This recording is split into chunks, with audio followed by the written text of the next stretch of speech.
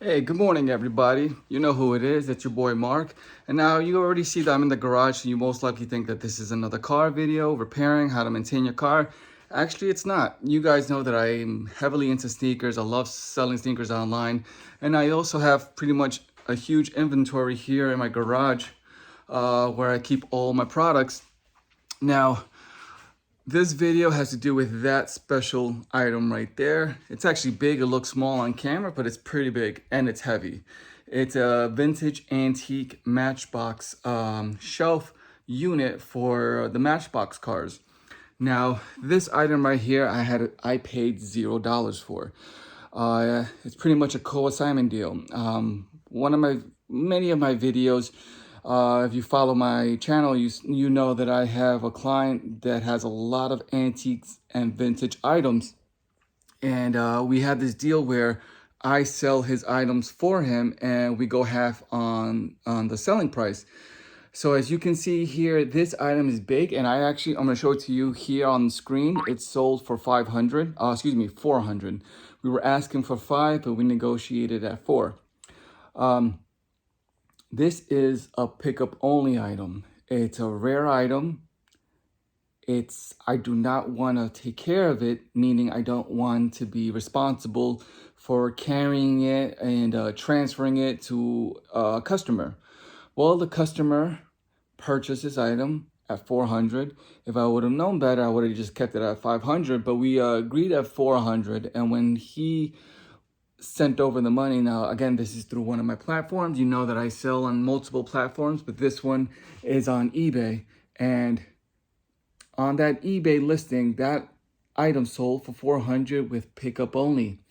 This customer, and I'm also recording it just for my sake, just as proof if anything does go wrong. The customer states that they're from California. They gave me their address. That same address that they provided to me is also the address that's on eBay. They apologized that they didn't know it was pickup only, that they're more than glad to pay for the shipping expense. So now, last night I was stuck in this predicament where should I just refund the person because I don't want to deal with shipping this item.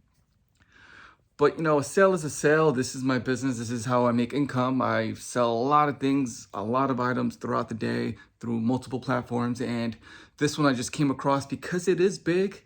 It's taking up space. I might as well sell it. I paid $0 for this item. Actually, I'm going to be making profit for this item, from this item. So I decided not to refund the buyer and to say, well, it's a pickup only, tough noogies. No, I accepted their request to have it shipped to them. They're gonna get billed to ship this to them through their PayPal account. Now, that's also migrated with eBay. Even though eBay and PayPal are no longer working together, you can still receive money from PayPal. Just make sure that you have documents that this person's giving you money or for the shipping expense. Well, yada, yada, yada, I wanna get into all that, but I do wanna you guys understand that in order to ship something like this, it is expensive. I believe it ranges from $60 to $100 depending on which carrier you're going to use. Right now, the best price that I have right now is with FedEx. I actually had to go to the store and get a big box for it. I got some bubble foam and some bubble wrap just for this item. So that is something that you need to understand. I just pretty much spent 20, 30, like 40 bucks on just shipping supplies just to ship this. Now my thing is, hold on, let me flip the camera. So now my problem is this unit right here, this piece right here. I cannot put this whole unit into this box unless I remove this. And as you can see, there's a screw here and a screw here. I'm going to take this piece out, and then I'm going to put it right behind here and then cover it with bubble wrap and foam. And then with the box itself, I'm going to put more cardboards on the corner at the bottom and on top. I want to make sure that this item is secure. Again, you are dealing with an item that's no longer in production. It's an antique, it's vintage. People want this type of product. And my client, he had preserved this item at his location. And he kept it in great condition because as I look at the corners, they are still sharp. It's a bit dusty, but with the good cleaning, it could sell for a lot more. Now, this customer that bought it is well aware what they paid for it because they know it's a great price, 400. But now with the shipping, and I have to make sure everything is correct and ready to go. That is what I'm going to do now. So in this video, you guys can see that I'm going to little by little just start forming this item in bubble wrap and foam, and then slowly start putting in this box just for you guys to have an understanding on how to ship an antique like this. So I'm going to go ahead and remove both screws, and then I'm going to bubble wrap this and keep this well protected for the customer. Now I'm going to protect this because this is the money maker right here because of the logo and the models of yesteryear that's imprinted on the wooden pallet there. This right here is what makes this whole unit expensive. Again, this is just a sticker, but it is a vintage sticker. And it's not peeling. So that's awesome. And then I have to protect this. I got a bubble wrap. This is a plastic and I don't want this to crack. So it is expensive to ship one of these guys. And I'm not just talking about the expense of shipping, but the insurance to make sure that nothing happens to this product. Okay, so there we go. This is bubble wrapped, and I'm going to show you guys what the rear looks like. I'm going to put this in a way where it cannot get damaged. I thought I was going to be able to just put this in there like that, but seems like I cannot anymore. And then also I have the screw here. I don't want these screws to get loose because it's what mounts this board on top. So I might just put this in an envelope with their invoice so they don't lose the screw. Okay, now let me continue. All right, so we're looking at the bottom of the box now. I'm going to teach you guys how to tape this box for this type of product. Again, you already know you do not want water coming in, and also because of how heavy it is, you do not want the box to open while it's being transported to the customer. So I'm going to teach you guys how to tape this. The first one is obvious. Let's go ahead and just tape this side right here. All right, so that's the basic way of sealing up a box from the bottom side, okay? That's the generic side. But now we're going to go ahead, because it is heavy, we're going to tape another side. Let me put this away. We're going to tape one the same way you see it here, but we're going to have one here in the middle and also right here. Let's do that now. Okay, so we're doing some good process right now for the bottom of the box. This is the side that's going to be dragged just because of how heavy the box is. You do not want to drag it. Next thing you know, this starts peeling off or scraping, and there you go. The bottom of the box is now open. So we're going to go ahead now and we're going to seal this area right here on the corner. So half of the tape here, and then we're going to fold it down.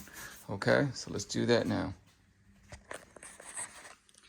Okay, as you can see, it's just half of the tape that's on the box. Then what we're going to do is we're going to fold one side like so, and then we're going to go ahead and fold the other end.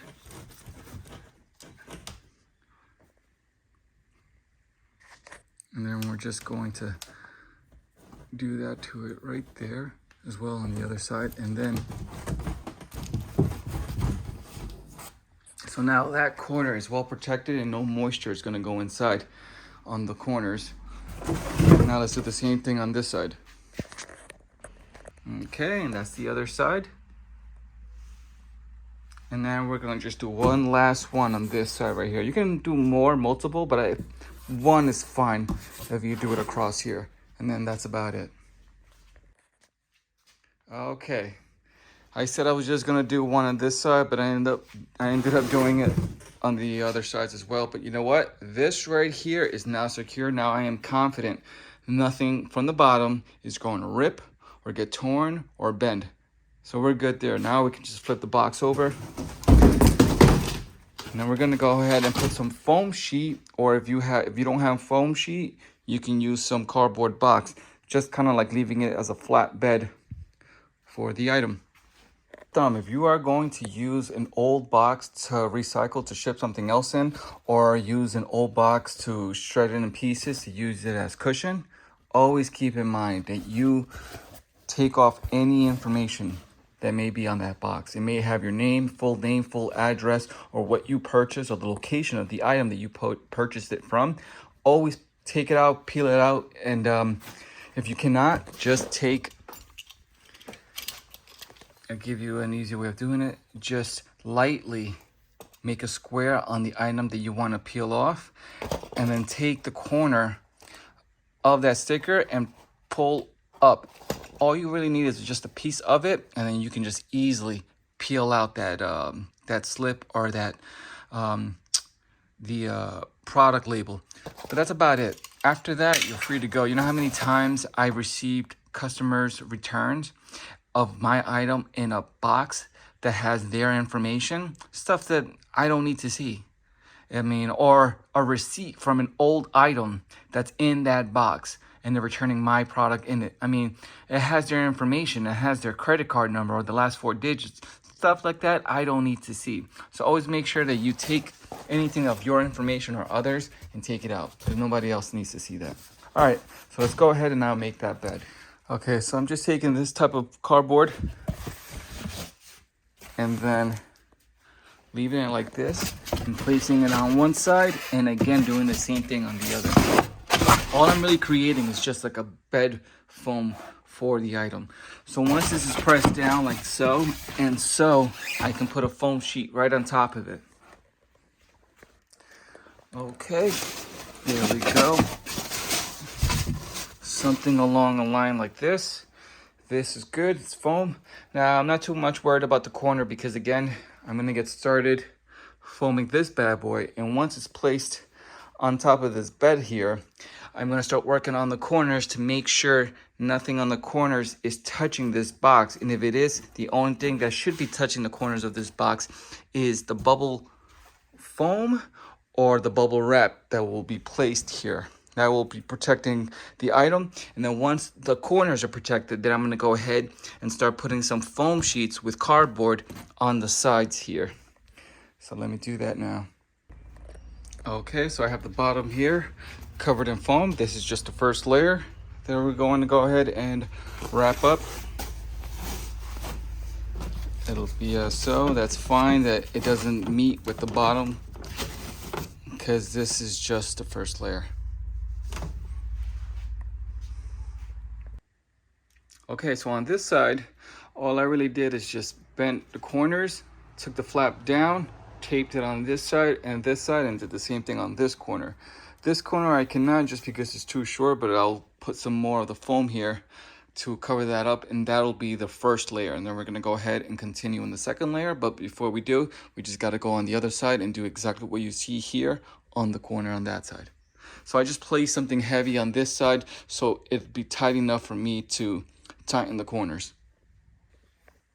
Okay, so once I'm done with the corner on the other side, I took a sheet of foam, and this is covering the front of the glass here, or plastic. And then what we're gonna go ahead is cover that up and then seal it from the bottom and on the corners. This is just a layer to protect the glass, and then we're gonna go ahead with the final foam sheet to wrap the side here on the other end, and I believe I'll do more on this side just to give it an extra protection on this side. And then we're gonna start doing the corners so that during shipping, nothing gets hit and the corners are well protected. All right, so let's continue. What I did fail to mention is that you never want to have the tape touch the actual item, especially something like this. There's a sticker right here. If this tape decides to touch this, it may scratch or remove the film from here, and the customer might get upset. So always make sure that when you're dealing with something or any item that you're shipping and you're gonna bubble wrap it and wrap it up with any foam or bubble wrap of any type of material, always make sure that the tape itself is never touching the item. Okay, so what I have left is to cover up this side here and on the other side. And what I'm going to do is I'm going to take the foam sheet and wrap it from this end right here and wrap it all the way around. And I know because it's tall, I'm going to bend it the way I was bending it on this side right here. I'm gonna bend it down just to give it more protection here. And then right when that's done, I'm gonna put some more foam at the bottom to protect the bottom of this area right here and here. And then I'm pretty much done. I just gotta cover up the corners once this is inside the box. Oh, and my apologies for the fly that you hear buzzing around here. I have the door open because it is about like 85 degrees and it's humid, it's hot. So please bear with me. All right, so I decided this is the front area. And again, this is the area that has 2 layers of foam. This is the back side, minus this area of foam. This area only has 1 sheet of foam. So what I'm gonna go ahead is wrap this layer, long layer of foam from the front side all the way around, just so then this has 2 layers. And then what I'm gonna do is, because this sheet of foam is too tall, I'm going to fold it inside this area for the top piece of the Matchbox, the one that says Models of Yesteryear. I'm gonna have this placed on top and then well protected with the extra sheet of foam here. And then we are good to go to put that bad boy inside this box here. Okay, there we go. The top piece is there. And then we're gonna go ahead and squeeze that baby inside that box. But right before we do, let's go ahead and put some more foam right here at the bottom. I wanna make sure that this corner, all corners are secure when I drop it inside there. All right, so you are looking at the rear of the Matchbox shelving unit. This is double layered there.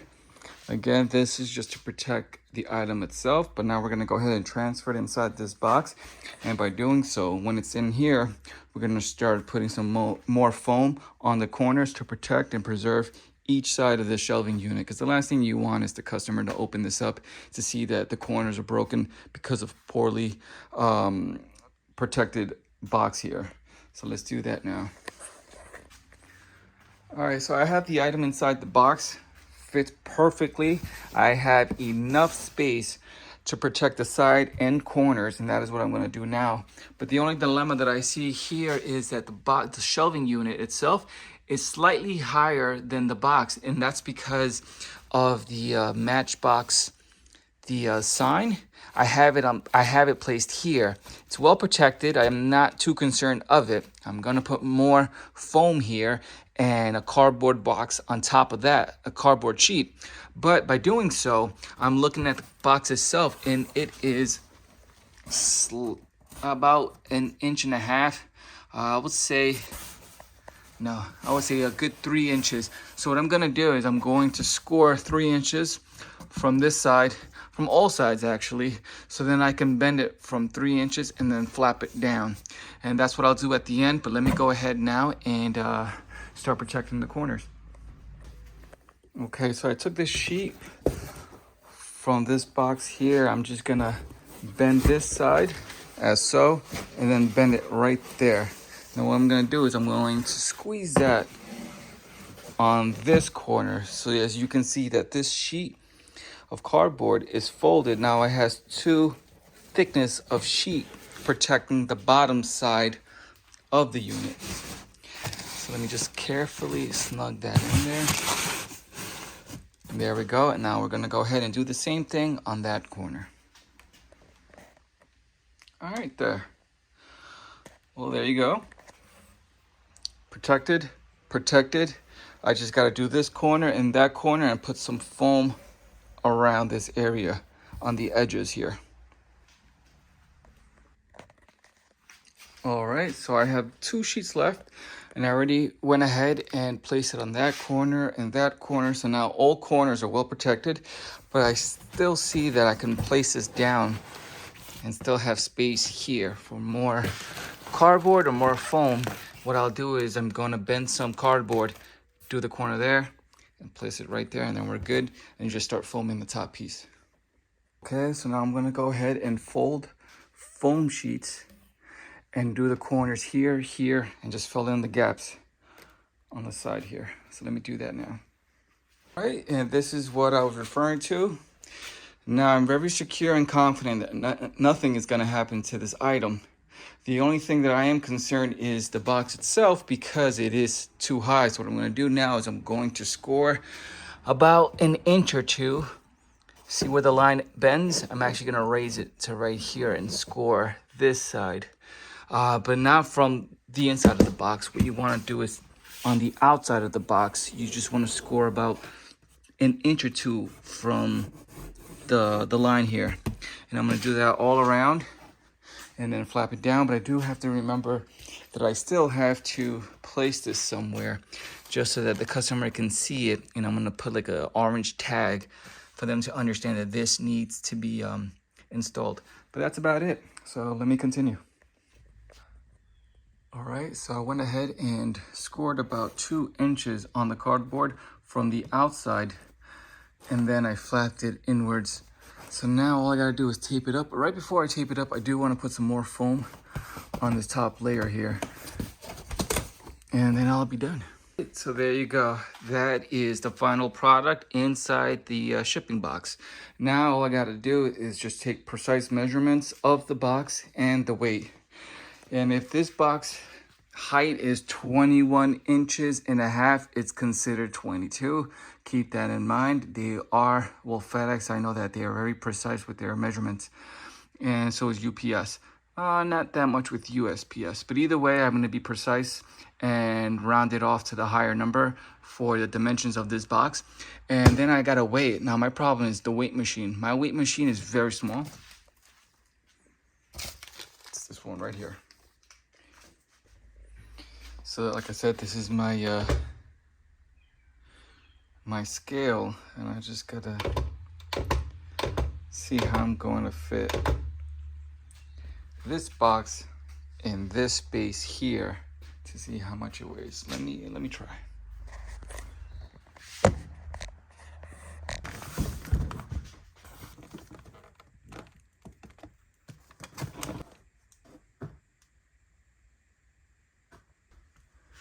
Okay. All right, so I was able to do it. I had the box, literally I had the box right on the corner, and it measured 21 pounds, a little over 21 pounds. So I'm just gonna go ahead and put 22 pounds, and I'm gonna go ahead and measure it. Okay, so it is 22 pounds. And now let's go ahead, and this is 25. I'm gonna say 25 by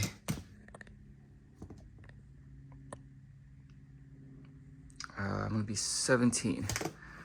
25, 17, and let's go ahead. And this, I'll have it at 22. All right, 25, 22, and 17. All right, cool, 22 pounds. All right, it's hot and sweaty. I've been here for more than an hour now doing this box, but also because I'm recording and editing the video. So there we go. It's in that box there. It weighs 22 pounds, 22 by 15 by 25. Or is it 22 by 17 by 25? Either way, I have it written on my phone. Now I'm gonna go ahead, I'm gonna go upstairs and check all carriers. I'm gonna check FedEx, I'm gonna check UPS, I'm gonna check USPS, and see which one offers a better rate to ship this to California. And then I'm gonna go ahead and send those quotes to my customer and to let them know how much it's going to cost. But I'm also gonna have to include the handling fee that I have to charge because of my time, plus the shipping supplies that I had to get to make this possible. So I'm gonna do that now and see what they say. They already gave me their PayPal address, but I'm not gonna send that invoice until I get paid. So then I can go ahead and then purchase the shipping label from that specific carrier. But that's about it. This all took me 1 hour to make this video and to do that package. And I hope this was useful for anyone who is in the selling business, who's learning how to sell online, that these are the things that you're gonna have to consider when you are selling antiques or some high valued items that are in a bulk size. All right, well everyone, I'll catch you guys on the next one. Peace, be safe.